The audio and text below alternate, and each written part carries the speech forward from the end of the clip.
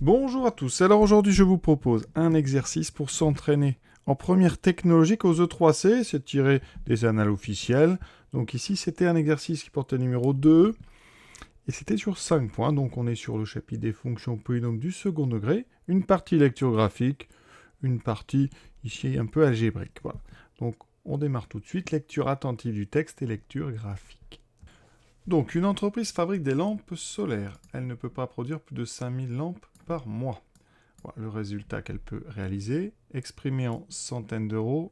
Donc, c'est modélisé par une fonction B dont on vous donne la courbe, enfin une partie de la courbe. Et on rappelle que quand justement un résultat est positif, ça s'appelle un bénéfice.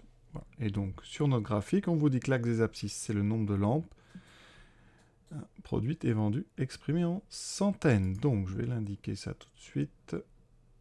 Donc ici, vous rappellerez, alors je vais le mettre en noir. Donc ça, c'est les lampes. Donc en centaines.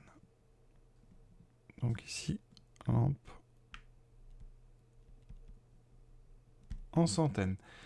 Et donc, le résultat, c'est en centaines d'euros. Donc ici, c'est donc des centaines d'euros.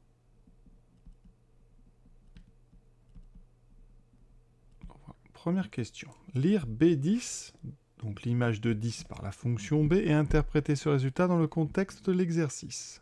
Donc graphiquement, on va prendre x égale 10. Donc pour x égale 10, on trouve y égale combien? Alors x égale 10, sur mon graphique, vous voyez, c'est ici. Ça, c'est donc x égale 10. Donc ici, je vais chercher le point qui correspond. Je suis ici. Voilà, donc je vais tomber ici. Alors j'ai moins 200, moins 400. Donc ici, je suis exactement au milieu. Donc je suis à moins 300. Donc pour x égale 10, on trouve y égale donc, moins 300. Donc l'image de 10 par la fonction b est égale à moins 300. Qu'est-ce que c'est dans le contexte de l'exercice? Eh bien, b, c'est le résultat en donc, centaines d'euros. Ici, c'est négatif. Donc, B10 est négatif. Donc, on n'est pas en bénéfice. Donc, on est en déficit. Et donc, comme on est en centaines d'euros, on a un déficit donc de moins 300 avec 2 euros, donc moins 30 000 euros. Déterminons maintenant, donc, avec la lecture graphique permise par ce graphique, le bénéfice maximal et les quantités de lampes qui correspondent. Alors, ici, on sait que le bénéfice, en tout cas, le résultat, il se lit sur l'axe vertical. Donc, pour avoir un bénéfice, il faut être au-dessus de l'axe horizontal. Et donc, ici, eh bien, on va chercher de toute façon le point le plus haut. Le point le plus haut est au-dessus, donc on a bien un bénéfice. Et donc, pour le repérer, eh bien, on prend donc, le point le plus haut. Donc, on est... Alors, je vais faire un tout petit point ici, parce qu'après, il va falloir être capable de lire, vous voyez. Donc, ici, on est au-dessus du trait horizontal qui est là. Ce trait, il arrive exactement ici. Donc, on est un peu au-dessus ici. Et quand on projette ici, on arrivera entre ici 26 et 27. Donc, voilà le point très important. C'est lui qui va vous donner justement le bénéfice maximal et le nombre de lampes. Donc ici, on cherche ou on repère le point le plus haut, autrement dit avec l'ordonnée la plus grande. Donc, ces coordonnées, où il a pour coordonnées y, alors je vais commencer par x, remarquez, x égale donc à peu près 26,5, et y, alors à peu près, donc les graduations, il y en a 5, donc c'est 400, vous voyez, 440, 480, 520, on est entre 520 et 560, assez près de 520, donc je vais répondre 530. Donc 530. Comme on est en centaines, donc bénéfice maximal de, alors on rajoute 2 zéros, donc 53 000 euros. C'est bien positif, d'accord? Entre parenthèses, j'insiste, c'est positif, c'est donc bien un bénéfice. Et pour, donc ici, hein, j'ai dit 26,5, je multiplie, parce qu'on est en centaines de lampes. Donc ça fera, on décale de 2, 2600. Donc pour 2650 lampes produites. Alors évidemment, hein, tout ça, je répète, c'est selon la précision que la lecture graphique permet. Alors le sujet officiel, regardez, on avait ça, hein, donc c'est pareil. Hein, et donc ici, votre point le plus haut, c'était lui. Donc en projetant, hein, c'est plus difficile, là, vous voyez, il y a un petit peu moins de graduation. Donc là, ce qu'un élève aurait pu répondre, donc à peu près, vous mettez 27, vous pouvez répondre 27,5, hein, vous voyez. Et ici, hein, en mettant horizontalement, on arrive là, donc on va répondre quoi, du 520 ou 530, hein, vraiment. En fonction donc du graphique qui est fourni, vous adaptez la précision, bien sûr, et on est assez large, hein, c'est à vous, hein, vraiment, d'essayer de répondre au plus près de ce que vous voyez. Maintenant, on finit avec un petit peu d'algèbre, donc question 3. On vous donne l'expression de la fonction, hein. D'accord, je ne vais pas la réécrire, les données. Donc Bx, on vous dit que c'était une fonction du second degré. Donc on comprend la forme de la courbe, hein, qui était une parabole inversée. Inversée parce qu'ici, le coefficient de x2, c'est négatif. Hein. Donc voilà l'expression. Alors, on va montrer que Bx se factorise en x moins 40 fois moins 3x plus 40. Alors quand on vous dit ça, vous avez le droit de vous servir. Donc de la réponse. Par contre, ne dites pas que c'est b de x. Donc on part de... Donc on va développer x moins 40 fois moins 3x plus 40. Et on doit trouver b de x, d'accord? Donc ça, c'est juste de la distribution, c'est pas de la factorisation. Donc on utilise ce qu'on appelle la double distributivité. Donc on multiplie ici x par 3, moins 3x et x par plus 40. Ensuite, on fera pareil avec moins 40. Voilà. Vous obtenez donc x fois moins 3x. Donc ça fait moins 3 fois x carré. Hein, je vais peut-être détailler pour ceux qui ont un petit peu de soucis avec ça. Donc on va faire une étape que d'habitude on ne fait pas. X fois moins 3x plus x fois 40. Moins 40 fois moins 3x. Et ensuite moins 40 fois plus 40. Donc fois 40. Alors ici, quand on fait des produits, d'abord le signe, on a un seul moins. Ensuite le coefficient, il n'y a que 3. Et on a x fois x, on a donc x2. Ici, x fois 40, on met juste dans l'autre sens, 40x. Ici, moins par moins, ça fait plus. 40 fois 3, ça fait 120. Et n'oublions pas le x. Et moins 40 fois 40, 40 fois 4, 16. Donc ça fera 16 avec 2 zéros, donc 1600. On réduit. Réduire, c'est regrouper ensemble les termes qui sont de la même puissance. Donc ici, des x2, il n'y en a qu'un, on n'y touche pas. 40x, 120x, on peut les mettre ensemble. Ça nous fait donc 40 et 120, 160x, moins 1600. Et vous voyez, on est effectivement tombé sur b de x. Et donc, eh bien, on a donc trouvé ici donc un CQFD. Notre factorisation est donc la bonne. Petite remarque, hein, il manquait là sur mon texte l'intervalle. On est sur 0 plus infini. Effectivement, on vend des lampes. Hein. Et donc, eh bien, c'est un nombre x, c'est un nombre positif. On aurait même pu travailler dans le texte en regardant l'énoncé. On vous dit qu'on ne peut pas produire plus de 5000 lampes. Donc, en divisant, donc c'est des centaines par 100, normalement, on aurait pu définir la fonction b sur l'intervalle 0, 50. D'accord? Ça n'a pas été fait, mais c'est comme ça que ça aurait dû être fait. Question suivante. Résoudre b de x égale 0. On va se servir de ce qu'on vient de faire. On vient de factoriser. Parce qu'au départ, on avait une équation du second degré, on ne sait pas résoudre. Et donc, ici, eh bien, on résout. Donc, b de x égale 0. Ça équivaut donc, avec la question précédente, à x moins 40 fois moins 3x plus 40 égale 0. Et ça, c'est ce qu'on appelle une équation de produit nul.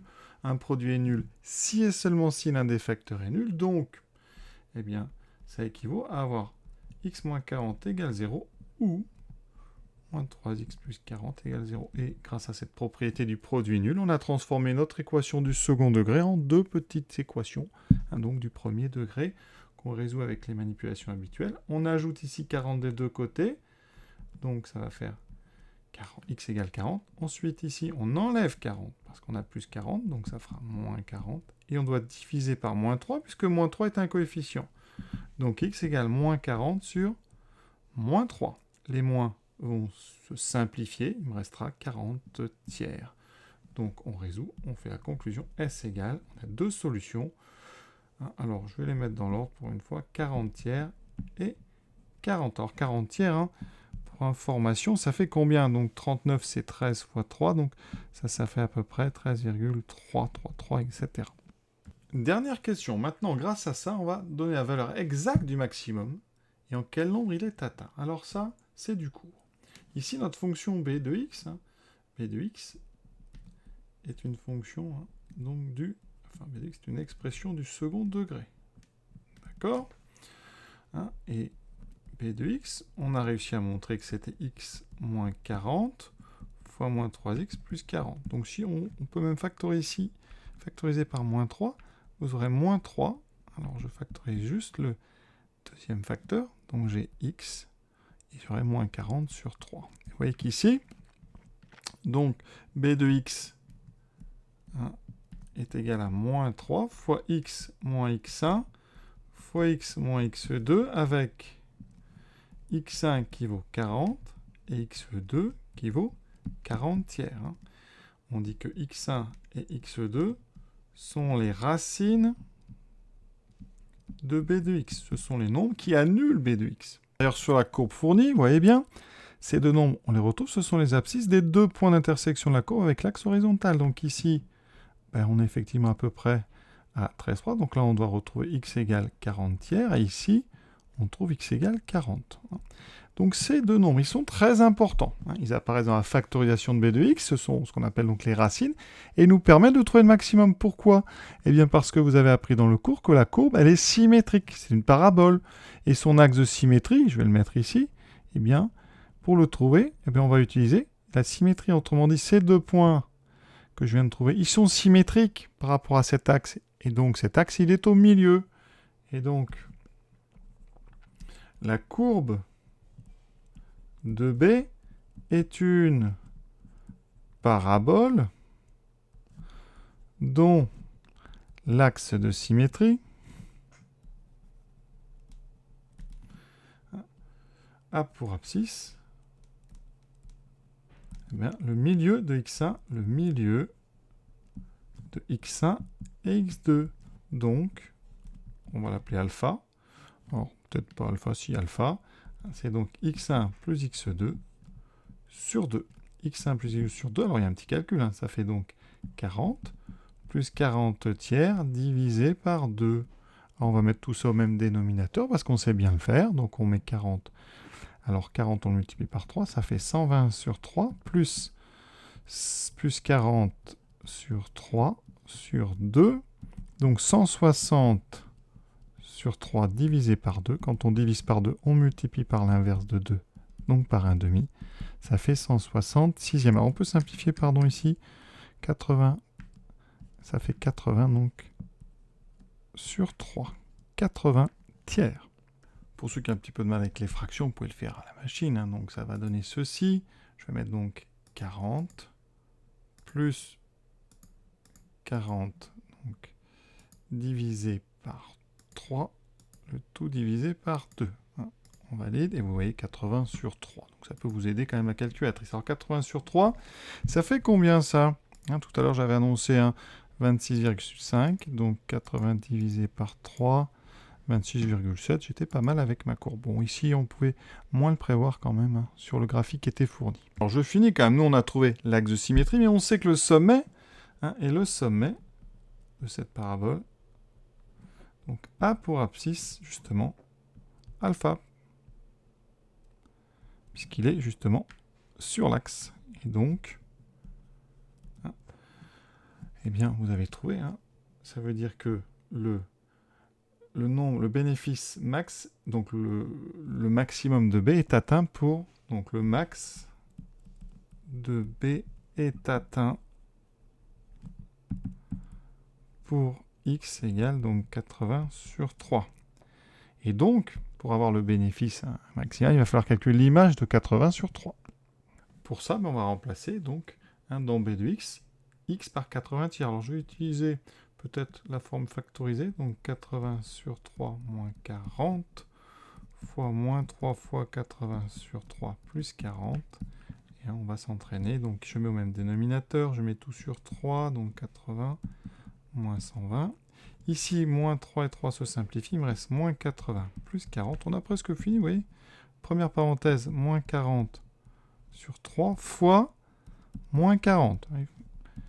Moins 40 fois moins 40, déjà, ça fera plus 40 fois 40, ça fait 1600. Donc on obtient 1600 sur 3. Donc 1600 sur 3, je vais regarder quand même combien ça vaut.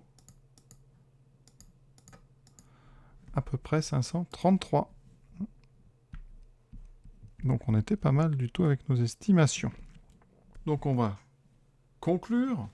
Maximum de B, c'est donc exactement 1600 sur 3. Atteint.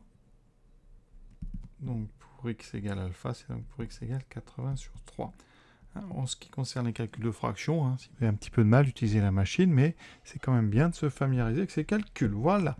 Donc l'exercice est terminé. Petit commentaire quand même pour un bilan. Donc on est dans le chapitre des fonctions du second degré, dont les courbes sont des paraboles. Ici, notre expression, c'est moins 3x2 plus 160x moins 1600. Je vous ai dit, là, vous avez un coefficient a qui est négatif, donc une parabole inversée. Comment trouver le sommet de cette parabole? Eh bien, il faut d'abord trouver les endroits où cette fonction s'annule, c'est-à-dire ce qu'on appelle les racines. On les trouve grâce à la factorisation qu'on vous a donnée. Ici, on a trouvé donc x égale 40 sur 3. Ici, x égale 40. Et on sait que par symétrie de notre parabole, eh bien, notre sommet se trouve sur l'axe de symétrie. Et pour le trouver, eh bien, vous voyez, ici, on a un milieu. Donc, on va calculer le milieu de nos deux racines. Ça nous donne ce que j'ai appelé alpha. Ici, c'était 80 sur 3 au niveau de x. Voilà. Et donc, après, pour avoir le bénéfice, eh bien, vous avez besoin de calculer l'image de 80 sur 3 par la fonction b. Donc ça, c'est calcul de fraction, donc il faut s'entraîner, voilà. Donc dans le cours, eh bien, vous trouvez ça. La propriété, c'est la suivante. Quand vous pouvez factoriser une fonction du second degré en a fois x moins x1 fois x moins x2, donc ici, je vous le dis, c'est moins 3 fois x moins 40 fois x moins 40 tiers, eh bien, l'axe de symétrie, le sommet, on pourra abscisse, donc alpha égale x1 plus x2 sur 2. Donc ici, vous voyez, ça faisait 40 plus 40 sur 3 sur 2. Et pour avoir donc l'ordonnée, par contre, vous n'avez pas le choix, il va falloir calculer l'image de ce nombre que vous venez de calculer. Cet exercice est terminé. J'espère avoir été complet. Je vous souhaite une bonne fin de journée à tous.